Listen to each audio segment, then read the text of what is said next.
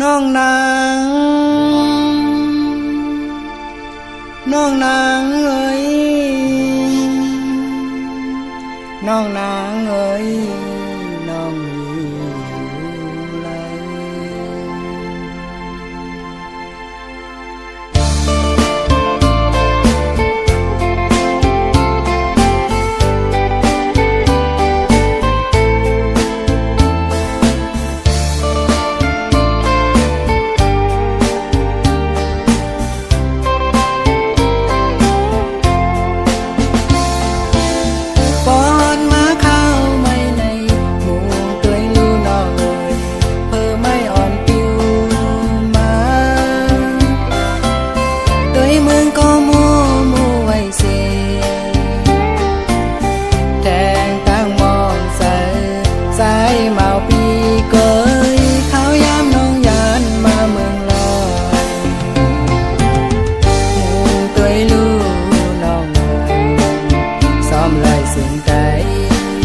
เป็นเข่งหมอกเป้ากี่หอมสายลมเป่ามาเหมือนน้องอยู่จำใจโดยตั้งแล้วมีสายก่อเลี้ยวปอนมาตีเอี่ยมอันสู่เฮาใครหากันเป้มาแก่นไม่สองเขายามนางโตมีเมืองเปินสองน้องอยู่ซื้อเจอหูนางสายมีตังไหนไม่จอมสู้พอดมาเข้าไม่ไหนสายยังหันสู้กอบสั่งแลน้องเคยยาอยู่เมืองลอยไหนน้องงำจอใจหาเจียวมาหน้าเฮามองไปสู่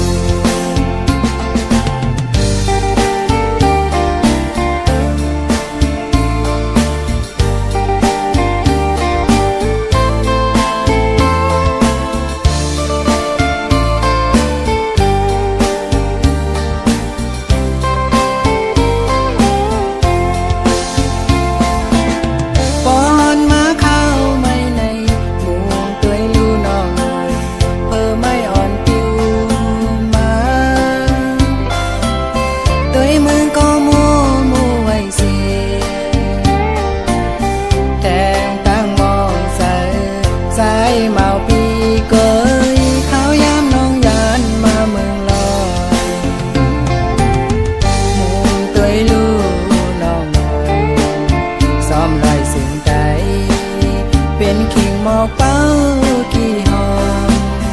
สายลมเป่ามาเหมือนน้องอยู่จำใจโดยตั้งแล้วมีสายก่อ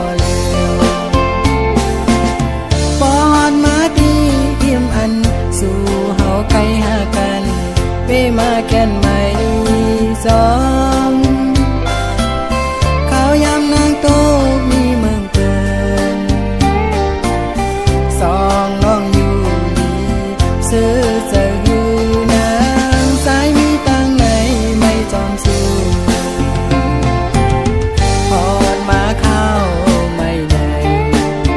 สายยังหันสู้กอบสั่งแลน้องเคยยาอยู่เมืองลอยไหน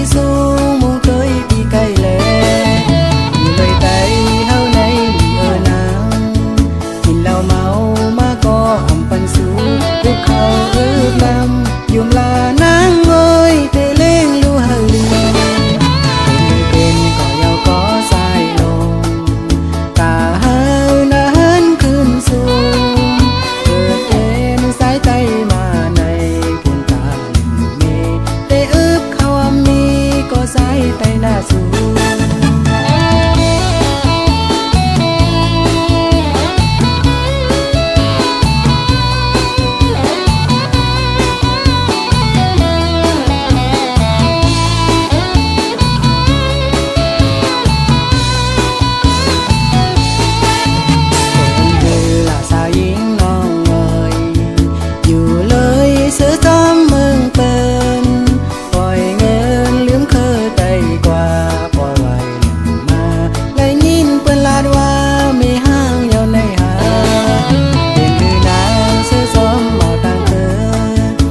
สูเมื่อแต่ยุ่มโคสิเมื่อถึงปองมาแต่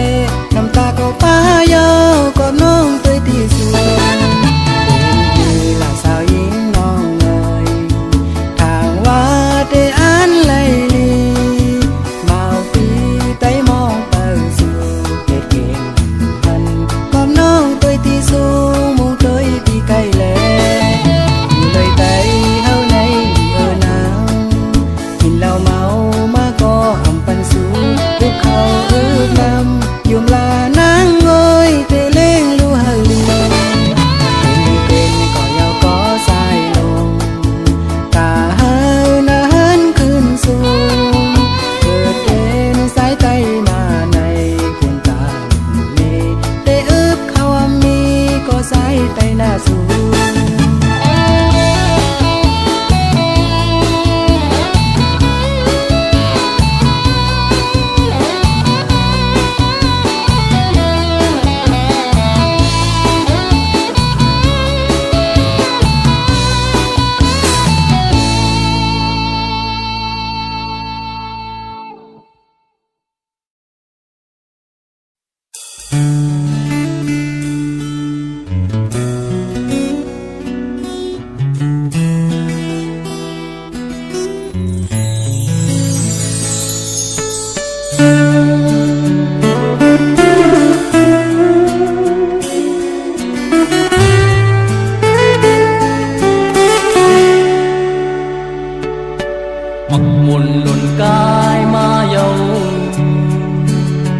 เป็นสาวหายอ่อน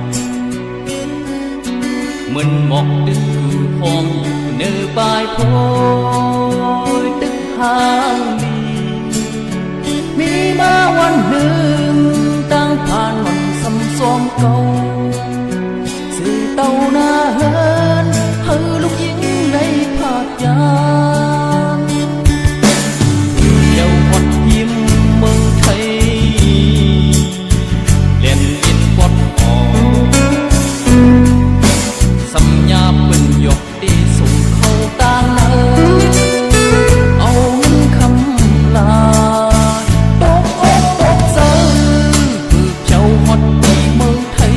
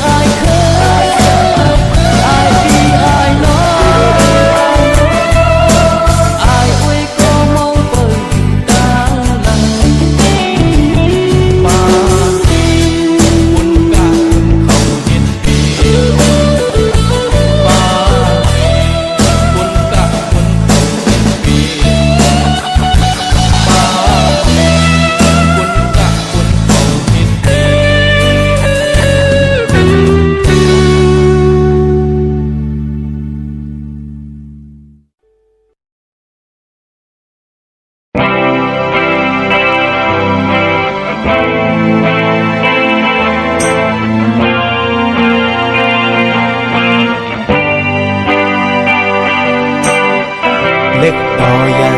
จนเนื้อดินเมืองไตมายามไหนเลยมาต้องอยู่เมืองเปิดเพราะว่าวันปันเลยหับจังหาเงินมันคำแต่เพราะว่าวันน้องเตือนเป็นเปินน้องยอมสุ่มโตน้องยอมสุ่มใจน้องก็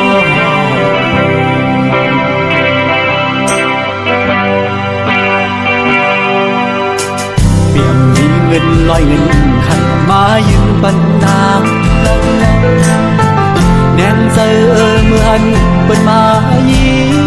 มาโนลักคอคมซ้อมน้องในเองเป็นหงโอยเปิ้นตาเนื้อหายใส่สุมเย้าปอกเนื้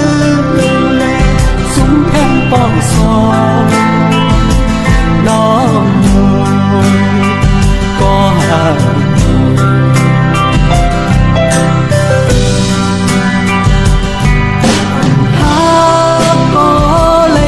เซโนทำซ้อมก็เลยกันเซยูเนื้อแกลับสินางเป็นคนก็เนวดกา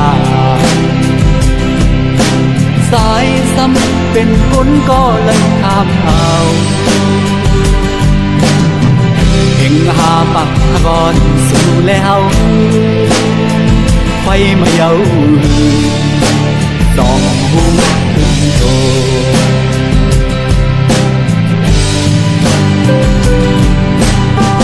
เสียลายอยู่ก็ต้องสั่งเอาคืนก็เปิงคำเย้าเลยผ่านยาน้องนี่หุ่นโตขึ้นเสวันถึงตาก่อนหันสุนัยอยู่มองเปิดทามองวันเลยซ้ำกันมองวันเลยห่างกันห่างก็ห่าง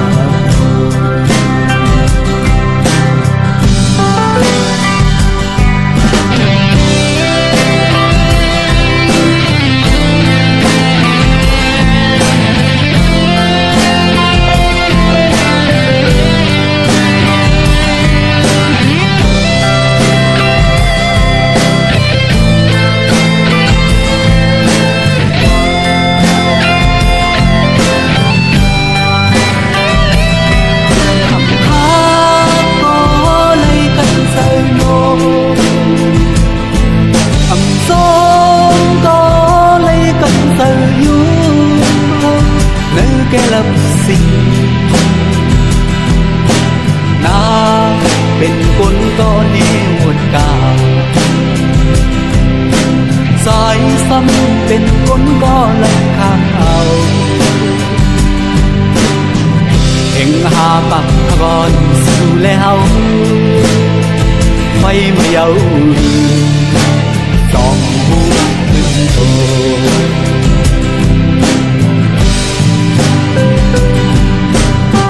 เสียลายอยู่ก็ต้องสั่งเอาคืนก็เปิดเงินคำเย้าได้ผ่านยามน้องนี่หุ่นโตคุณเสวันถึงตาก่อนหักสุนัยอยู่มองเปิดทามองวันเลยซ้ำกันมองวันเลยห่างกันก็ห่าง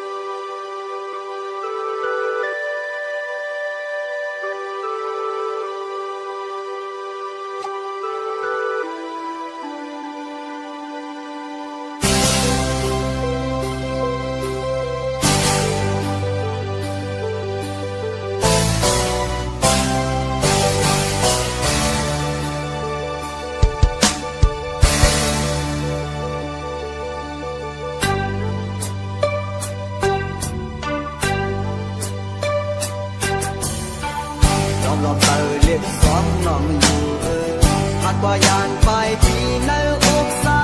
ในเมืองไทยมีลองมีสังนางตัวยาซื้อเปิ้นสติสิผัดยานวันไทยน้องปุ่นเขาเขียงใหม่เสือใหญ่พอเลี้ยงโลในเมืองไทยนั้นนางเหตุการณ์สั่งตอนปัญหาลาดสู่นางน้องขายโตEITS สมาจึงโตการนางขึ้นลียาก็อันนี้การปันเท้าน้ำสุดเย้าโลพังลี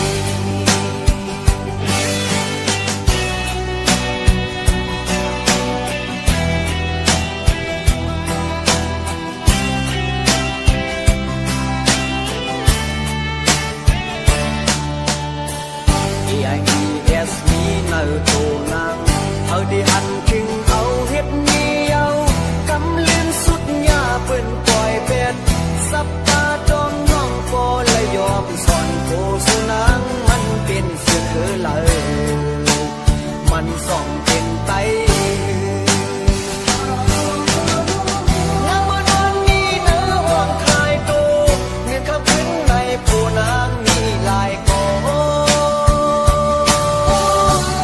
EITS สมาจึงโตการขึ้นรถพายาก็อันนี้กาเดียานางเป็นว่าโลพังยี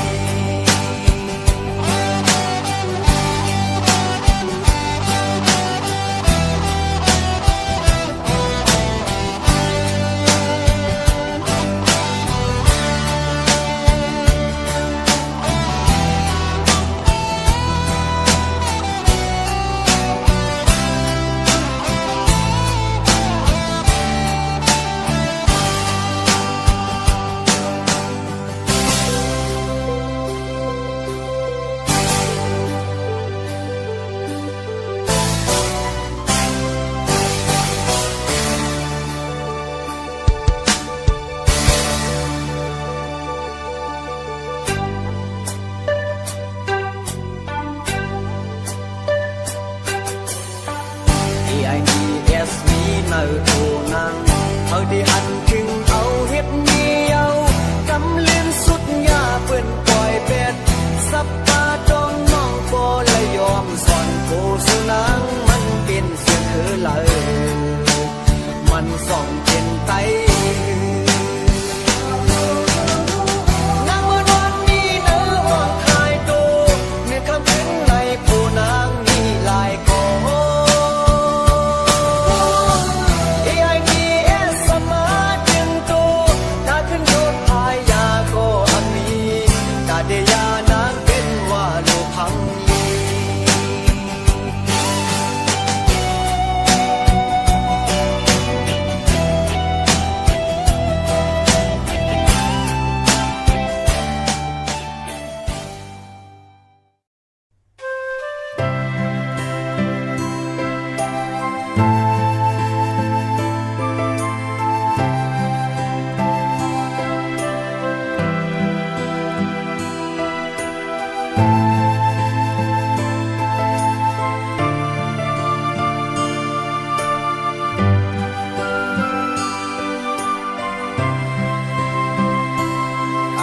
sang lư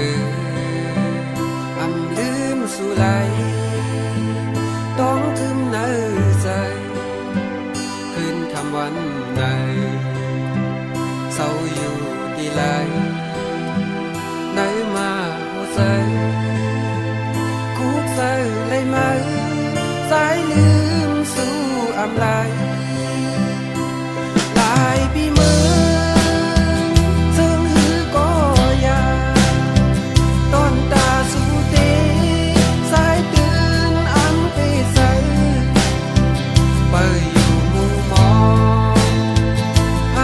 น้องอยู่เตรียมปัญหาลายป่าปีมือเตรียมเบิ่งอ่านคืมหาสู้ต่อสู้น้องโอยสร้างหับลงในต้นหัวใจอ่อนสู้เลยเฮาพยาเก่า